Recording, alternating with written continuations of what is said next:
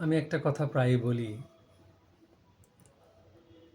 এই সমাজে একলা থাকা ভালো। কথাটার মধ্যে স্বার্থপরতা বা অসামাজিকতা আছে কিনা জানি না। তবে আপনি লক্ষ্য করে দেখবেন যে আমাদের জীবনের সঙ্গে দুইটি প্রত্যয় ওতপ্রোতভাবে জড়িত। একটা হচ্ছে ধর্মবোধ, আরেকটা হচ্ছে রাজনীতিবোধ। প্রকৃত ধর্মবোধ এবং প্রকৃত রাজনীতি যদি আপনার মধ্যে থাকে, তাহলে আপনি সেই ধর্মবোধটাকে নিজের মধ্যে ধারণ করবেন এবং সেই রাজনীতি, যেটাকে বলা হয় নীতির রাজ, সেই বোধটা নিজের মধ্যে ধারণ করবেন। তাহলে আপনি এই সমাজে বুঝবেন যে একাকিত্বের মধ্যেই চরম শান্তি আছে। একটা কথা বলা হয়, শাস্ত্রে আছে, ভোজন, রমণ এবং সাধন, এই তিনটা জিনিস গোপনে করতে হয়।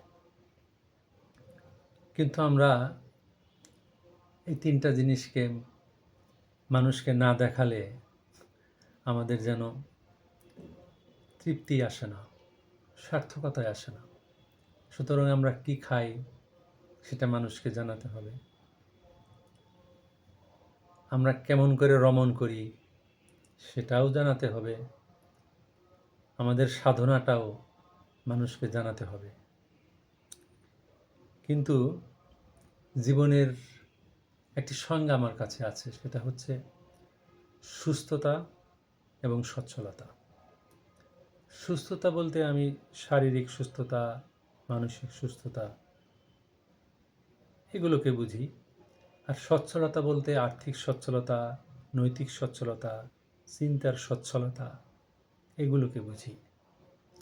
আপনি যদি আপনার ধর্মবোধে, সঠিক ধর্মবোধে, নিশ্চয়ই তথাকথিত ধর্মবোধে নয়, সঠিক ধর্মবোধে মনন চর্চায় ব্যপ্ত থাকেন এবং সঠিক নীতিবোধে ব্যপ্ত থাকেন, তাহলে আপনার বাহিরের তথাকথিত ধর্ম, তথাকথিত নীতিবোধের সাথে দ্বন্দ্ব আসবে না। আর আপনি যদি সবসময় এই তথাকথিত ধর্ম আর তথাকথিত রাজনীতি নিয়ে ব্যপ্ত থাকেন, তাহলে প্রতি মুহূর্তে কথায় কথায় আপনার শত্রু তৈরি হবে। এই জন্য আমি অনেককেই বলি, ধর্ম এবং রাজনীতি এই দুইটা বিষয় নিয়ে কথা না বলাই ভালো। কথা বলার কত জিনিস আছে আমাদের, গাছপালা, নদী নালা, আকাশ বাতাস, লতা পাতা, কত কিছু। সেগুলো নিয়ে কথা বললে আপনার কোনো সমস্যা হবে না। কিন্তু আপনি বাজারে যে ধর্ম আছে, যে রাজনীতি আছে, সেগুলো নিয়ে আপনার কোনো মতামত, অনুভূতি ব্যক্ত করতে গেলেই আপনার প্রতিপক্ষ তৈরি হবে, আপনার শত্রু তৈরি হবে।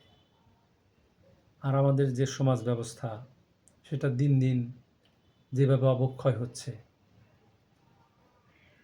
যে জিনিসগুলোকে আমরা ভালো বলে জানি, যদিও ভালোর সংজ্ঞাটা আপেক্ষিক মানুষের কাছে, তবুও আমরা তুলনামূলকভাবে ভালো মন্দের দ্বন্দ্ব, ভালো মন্দের মধ্যে পার্থক্য করা যেভাবে আমরা জানি বা আমরা শিখেছি, সাদাকে সাদা বলা, কালোকে কালো বলা, এই সৎ সাহস যতক্ষণ আমাদের মধ্যে আছে, ততক্ষণ আমরা দেখব আত্মজ্ঞান উপলব্ধির মাধ্যমে নিজের চেতনায় সঠিক থাকাই ভালো থাকা। সুতরাং জীবন হচ্ছে সুস্থতা এবং সচ্ছলতা, এবং ভালো থাকার সহজ উপায় হচ্ছে নিজের আত্মচেতনায় নিজের ধর্মবোধ এবং নীতিবোধের পরিচর্যা করা। তাহলে সমাজের কুলসতা আপনাকে স্পর্শ করতে পারবে না। এই নষ্ট সমাজ আপনাকে মর্মাহত করবে না। বিষয়টা একটু ভেবে দেখবেন।